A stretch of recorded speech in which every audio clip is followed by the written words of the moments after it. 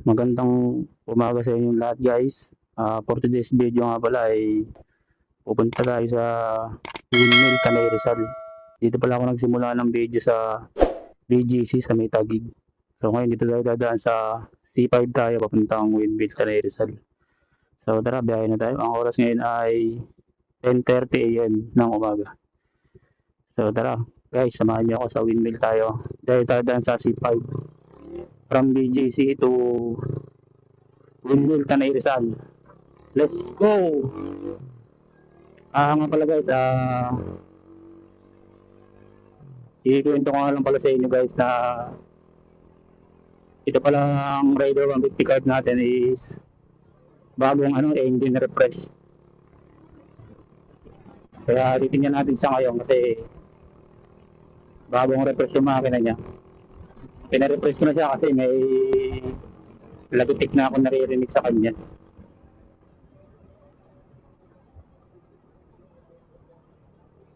Kaya pina-refresh ko siya. Kaya ang lang naman, imbis na mawala yung lagitik, parang hindi ako satisfied sa pagkaka-refresh sa kanya kasi imbis na mawala yung lagitik niya lalo pa siyang lumagitik. Pero ang lang naman, parang lang naman yun, timing chain lang naman siguro kasi sa napanood ko sa mga online na pag umiinit na, parang nag-expand daw yung haba ng timing chain pagka mainit na yung makina. Kaya iniisip ko, ngayon lang yung umiingay, timing chain lang. Hindi ko alam kung original ba yung nakakabit o local. Kaya pagka nagka-pera tayo ulit, nagkaipon tayo ulit, papalit ko na lang ulit ng timing chain. Pero sa mga yung valve clearance naman niya, wala naman ng problema. Okay naman na yung valve clearance niya.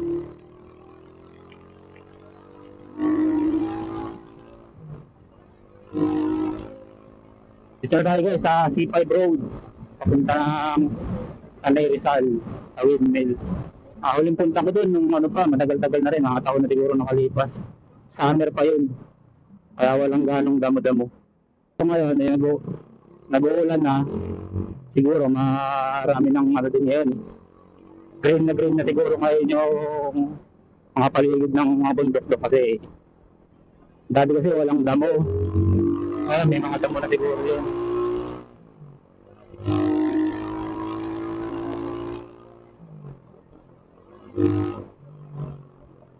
So, yung hatak niya okay naman. Maganda naman. Nga pala guys, nung pina-reverse ko pala to hindi nilinisan yung karburador. Kaya ang mangyayari doon, parang pagka binibirit mo, para siyang laging lunod. Ang ginawa ko naman ngayon, pinalinis ko sa kilala ko rin na mekaniko din sa Pasig. Napanood ko rin siya mga vlog, yung mga gawa nila. Dahil pala yung palang mekaniko na yun, hindi ko na mapangalanan, yung palang mekaniko na yun, dati pala siyang mekaniko sa Suzuki. Ngayon, nag-resign siya kasi parang nagtayo sila ng shop nila. Dahil nga daw, parang wala nang kita sa mga kasa, kasi bihira lang gawa doon, di ba? Kaya nag-resign sila doon. Ngayon, nagtayo sila ng mga shop nila. Yun, okay naman.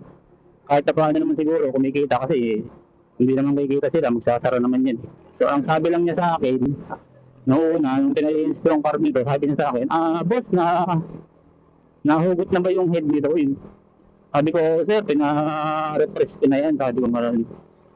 At tapos ang unang-una niyang sinabi sa akin, napansin niya, mga local daw yung mga gasket na kinabit.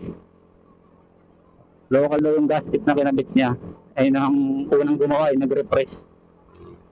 Ang sabi ko naman, kilalang kilala yung shop na yun, yung nag-refresh sa Facebook, laging nagla-live yun, diba? Laging nagba-vlog sa Facebook ha. Puro genuine daw ang ginagamit nilang mga parts. Kaya nagtataka ako bakit nasabi ng mekaniko doon na bakit nasabi niya yun na fake it. Kasi dati pala siyang mekaniko sa Suzuki, kaya lahat daw ng mga gasket na nilagay peke. Kaya ngayon nagtataka ako, sabi ko, Eh kung peke yung mga gasket na nilagay, paano pa kaya yung mga nilagay na mga timing chain, yung mga ganun. Kaya sa susunod pag nakaipon-ipon na ng konti, ipapaulit ko yung timing chain, papalitan ko tsaka yung guide. Pagkakalam ko, isang guide lang yung nilagay dito, yung maiksi lang, pero yung luma, pinalit pa rin. Tapos yung sa taas na, yung sa taas na ano, yung oil seal, hindi pinalitan, yung dati pa rin, yung luma pa rin yung nilagay, yung stock pa rin. Kaya pag nagkapera tayo guys, lahat yan, papalitan natin ng bago. Pati yung piston, gusto ko na ipabago kasi nagtatakbo. Hihinala na rin ako doon, baka local lang din yung nilagay na piston rig. Kasi piston rig lang pinalitan doon, yung piston binalik pa rin yung stock. Kaya kailangan ipapacheck natin ulit yun. Doon nasa Pasig, hindi na sa dati. Hindi na ako babalik doon. Ito na tayo sa Arcov via sa C5. Sa Pasig pa rin pa banda. Ayan, ang Arcov. Yung maganda sa loob niyan guys. Tuloy-tuloy lang tayo sa biyahe natin. Mukhang maganda naman yung panahon banda dito. Pero banda rin sa bundok, parang maulap yung banda. So gamit ulit natin ang ating motor na si Rider 150 car. Ang pangalan nito pala ay si Happy. Ayun lang ulit natin siya nagamit.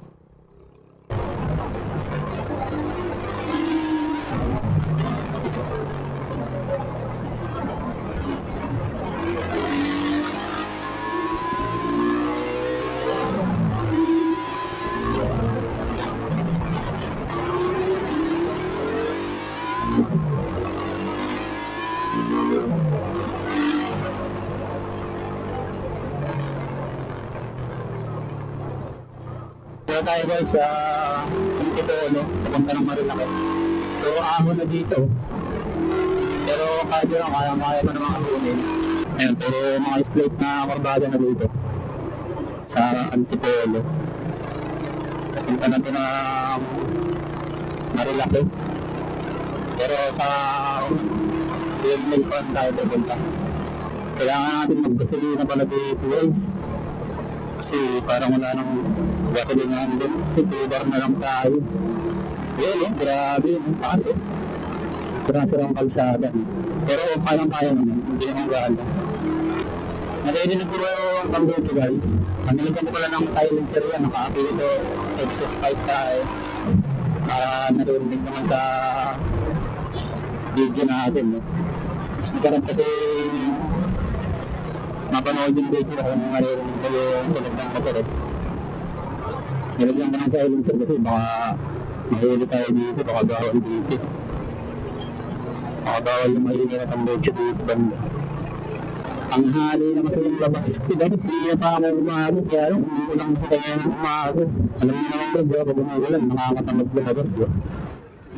Ito tumigil kaya yun, lumabas pa rin ako. Kanina pa dapat ako umaga para kamo wala pang gawa ng traffic kaya marami sana makakasabay na paakit. Ngayon wala na, pero pauwi na sila ngayon. 1 hour pa yung biyahe natin. 1 hour and 4 minutes. 34 kilometers pa. Wala dito. Traffic pa. Kaya tayo guys, magagandang zigzag to. Nakikita ko sa mapa. Hindi ko alam kung ano man to. Ang ganda na ng overlookan dito. Grabe. Ito merong arco. Kung natin magsalisan ko. Antipolo pala to. Barangay yung si Antipolo. Antipolo. Ito yung mga zigzag dito guys. Kitang-kita sa ape. Grabe. Parang bull-bull. Ang ganda na mga sa harapan natin. Bull-bull. Green na sila. Grabe yung zigzag na to. Kurbada na to. Sikong-siko talaga to. Ayun o. Ganda ng overlooking dyan guys. Wow! Grabe naman itong mga zigzag na to. Nakakahilo siya. Medyo malakas ang hangin dito. Pilit tayo dito. Tingnan natin pang lilit. Ang ganda dito. Real Calm Reserve. Wow, nice. Talim. Ganda dito sa lugar na to. Sana wag umulan hanggang sa makauwi tayo. Ganda din sa baba, oh. Parang may resort. Oh, nakikita niyo ba yung guys sa harapan natin, oh? Ang ganda, wow. Ang ganda talaga dito, oh. Yung mga buildings, yung mga bahay. Tapos kukurbada ng ganito. Ay, diba? Nice. Ay, sarap talaga dito.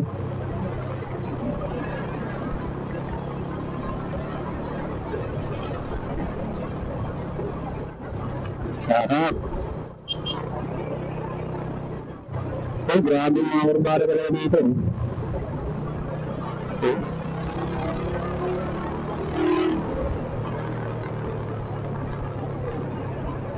Ito, grabe din ito ang isang kurbada na ito. Ano ba? Oh, short na short to. Code na code.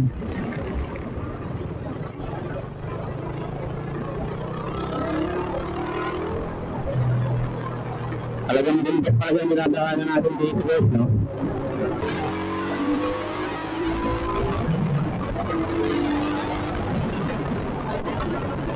Oh, grabe mga roads to. Ayan din ang ganda. So, i-waiting ko lang natin. Hindi sa pang-down cleaner.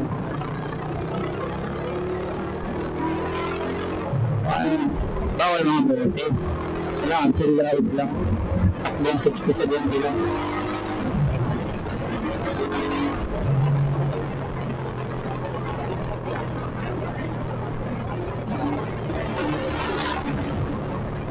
O, tulad yun, ang Roland Beat.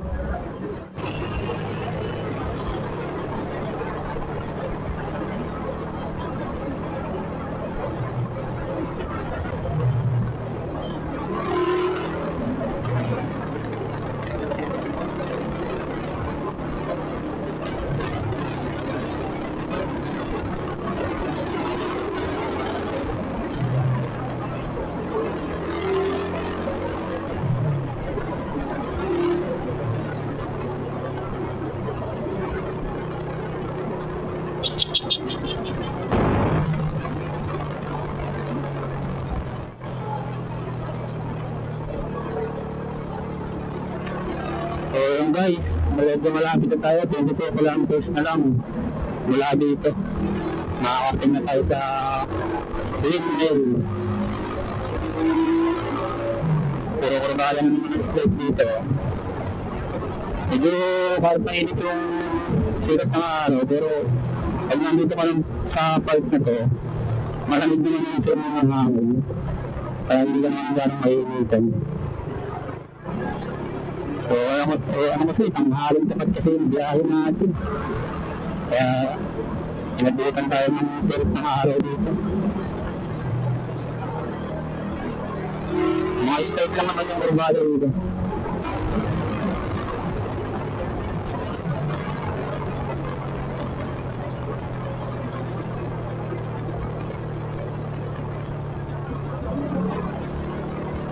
Dito ba? Nakabababa ang tayo ng konti. Parang magaling na, mga nakakapitan tayo ng ulan. Bago sa yung cellphone natin ito, kailangan makabili tayo ng plastic ng yelo.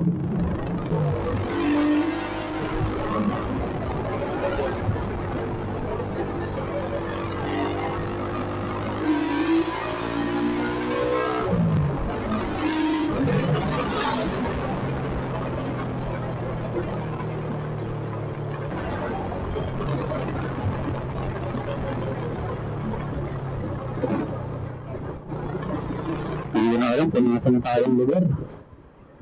Wala na kasi naman nakalagay dito kung anong lugar na dito. Naiba yung ruta ko guys. Dapat din ako sa kabila. Narito ako sa stoplight na yun. Then dito ako doon nadaan sa baba. Sa may mga bukod-bukod na nakikita doon sa taas kanina. Dito ako dinaan tuloy.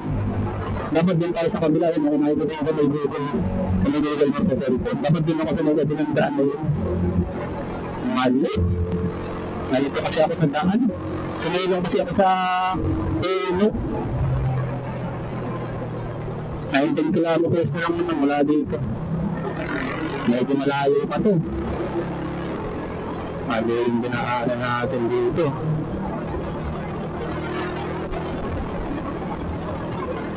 Hindi tayo dumaan sa baba. Inagin natin ito yung sa taas na mga pala. Hindi tayo dumaan.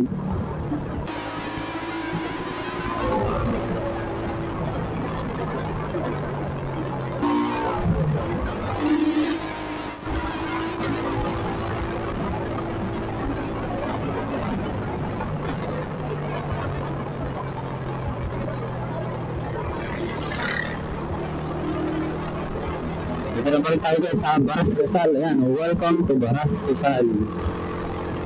Pasok na tayo ng Baras. Dito pala yung Baras.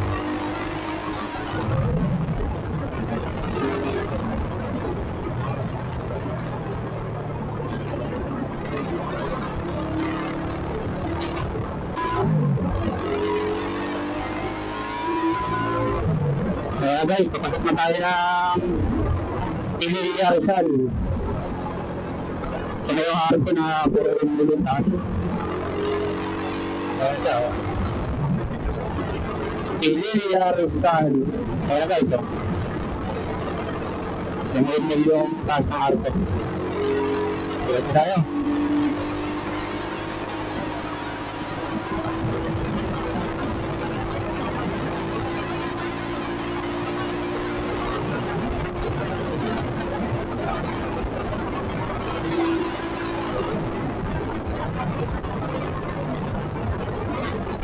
Tama na tayo dito banda sa ay nakakaliwa pala tayo dito banda. Diretso na tayo sa mga windmill. Kaya na yung mga windmill guys, ginagana yung nila ngayon. Yung mga rambol na namin dito, konti lang ginagana. Pero meron din tayo nila na hindi ginagana. Diretso na tayo sa dulo guys, hindi na tayo dito sa abuhan. Dito yata parang may bayad yung parking ng 20 pesos yata o 30 pesos.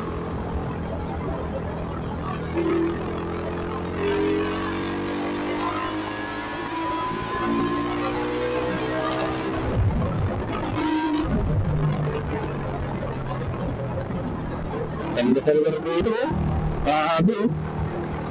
Mga overlooking oh. Alam bakit kanya ay nag-landscape dyan o sinasadya talaga kami kuhanan ng lupa. Natin ako pala na ulit dito pag malapitan diretso yun natin hanggang doon, pero hindi natin tatapusin yung lupa kasi mahaba yun alam mo malawar din po lamig. Diretso lang tayo guys. Diretso. Ayun din guys, meron din magandang overlooking doon. Pero tayo, diretso tayo doon. Doon tayo sa dulo.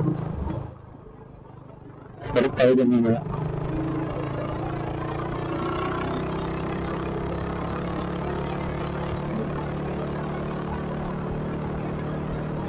Ganda na dito oh. Train na dati yung pagpunta namin dito halos halos mga tuloy na yung mga tuloy kaya mga doon sa summer kasi nun, ang init pero ngayon, ganda na malamig na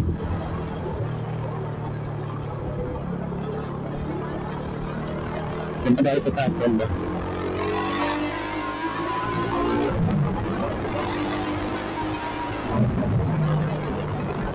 hindi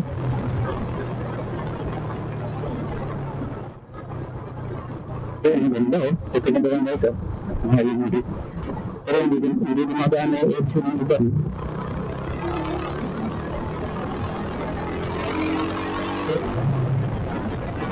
ganda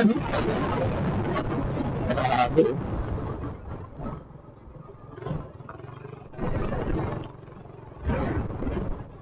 lakas na nga dito banda hindi lang gumagana yung ibang mga elis nyo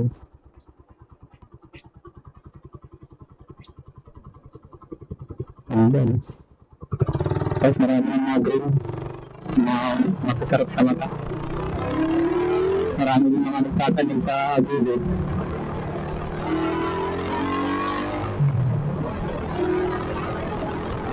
Solid naman natin dito sa lugar na ito. Baka pa lang tayo makatay na pumupunta dito. Ganda eh. Hindi lang tayo nakan sa ano kasi baka pa pumasok tayo dun. Hindi lang pala pwede dun.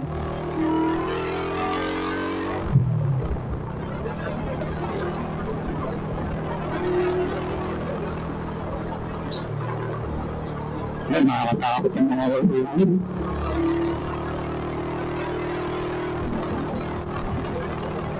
Takot eh. Hindi ka ng PVC eh. Ay, ang ganda dito sa lugar na ito. May payapan. May natin ang wala yung makakapunta ulit tayo dito. Kasi kaya hindi mag-ano yung isa na yun. Ako yung sira kaya yun. Baka nasira na yung bearing niya.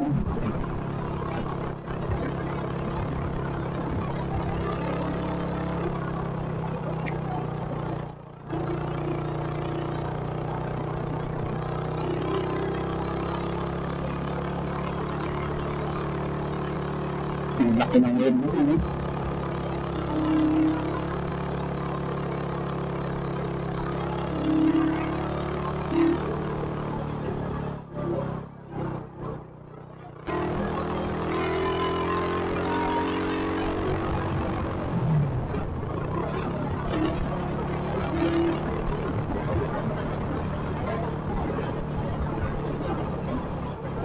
Ay, shit. Hamas pala yun.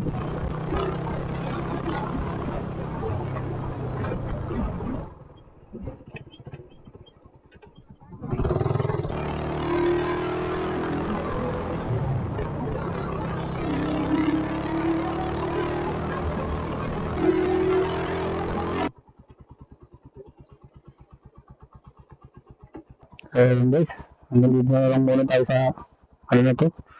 Kasi wala naman na doon. Babalik na tayo kasi parang may kulang din na eh.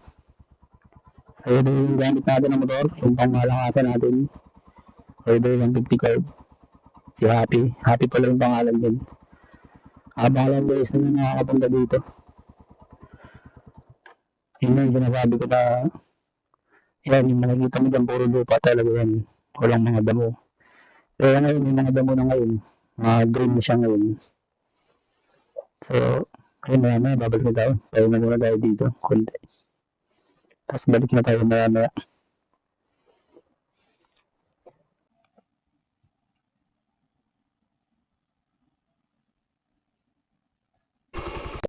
So yun nga guys, tayo pabalik na sa BGC. Dahil ayun na yung ulan. Abutan na tayo ng ulan. Balik na tayo. Samahan niyo ulit ako guys ha. Mula dito sa windmill hanggang doon sa BGC. Picture muna tayo dito guys. Kahit isang picture lang. Para bago umuwi. Isa lang naman. So guys, nakapag-picture na tayo doon. Pwede na tayong bumiyahe ulit pa uwi. So samahan niyo ulit ako guys ha. Kaya ulit tayo pa uwi. So yung guys. Hanggang dito na lang muna yung video natin papuntang Tanay Rizal. So yung pauwi natin na video sa next vlog ko na yun i-upload. Masyado nang mahaba yung video natin pagka sinama ko pa yung pauwi. So yun guys ulit. Hanggang sa muli ulit natin pagbalik dito. Ride safe palagi. Ingat tayo palagi. So hanggang dito lang muna yung vlog natin guys papunta sa Tanay. Pabalik sa next video ko na ipopost Maraming salamat sa iyo guys sa panonood niyo sa akin. Sana patuloy niyo akong panoorin kahit na konti pa lang tayo. Pero ganun talaga, sisimula pa lang tayo. So maraming salamat sa inyo lahat guys. Bye bye, hanggang dito na lang. Ride safe.